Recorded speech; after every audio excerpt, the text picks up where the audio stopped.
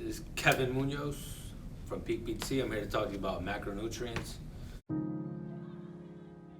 Because everybody's all about the macros. Does it fit the macros? Is it in the macros? Is it macros? So today, I'm going to talk to you about exactly what they are, kind of what calorie values they have. Macronutrients are basically the most, or the biggest, most essential pieces for, or nutrients for the body's function. We have carbs, proteins, and fats, right? Fats would be like your dairy products, like your cheese, your milk. Carbohydrates would be like your potatoes, your rice, your bread. Then proteins would be animal protein like fish, chicken, steak, or plant protein like quinoa is probably one of the biggest ones, or legumes, beans, garbanzos, things of that nature.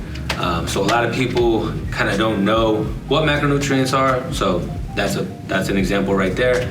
But people kind of don't know the caloric values with those macronutrients. So for carbs, it's 4 calories per gram of carbs. So if you have 1 gram of carbs, that's 4 calories. If you have 1 gram of protein, that's also 4 calories. But the big exception is fat. Fat is 9 calories per gram. So if you have 1 gram of fat and 1 gram of carbs, the gram of fat is more than twice the amount of calories. That's why when you eat fatty foods, you see the caloric value going up. When you eat lean beef versus beef that's not lean, there's way more calories in the non-lean beef because of the fat. The fat bumps up the calories, so make sure when you're doing groceries, stuff like that, you do the lean beef. That way you keep the calories down and get the protein in. Another important thing you want to keep in mind is fiber. Fiber, you'll see Fiber One bars, this, that, and the other. The reason there's a lot of fiber in a lot of diet foods is because the body does not process fiber. Fiber is counted in the overall calories, but if it says there's 4 grams of fiber, fiber is 4 calories as well. So you just subtract fiber from the overall calories. So that's kind of the fun fact of the day.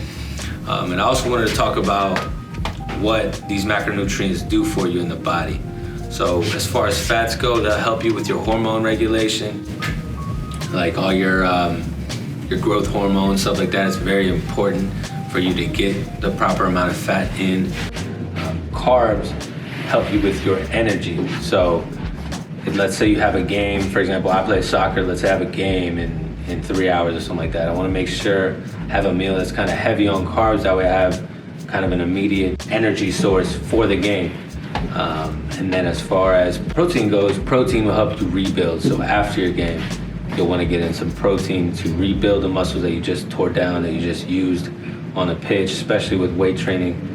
After weight training, you want to get in some sort of protein to start the rebuilding process, and that's eventually how you gain muscle. You don't gain muscle in the gym, you gain it after the gym. So when you go to the gym, all you're doing is breaking down muscle. So it really does matter what you do outside the gym, because all you do in the gym is break it down. When you're getting out of the gym, that's when you start to repair and rebuild. So that's my breakdown of macronutrients. Make sure you look into it, make sure you're putting the right thing into your body, and make sure you're eating with a purpose. If this helped you in any way, or you resonated with this video, please subscribe, hit the notification, and I'll see you every Wednesday or Friday. Blah.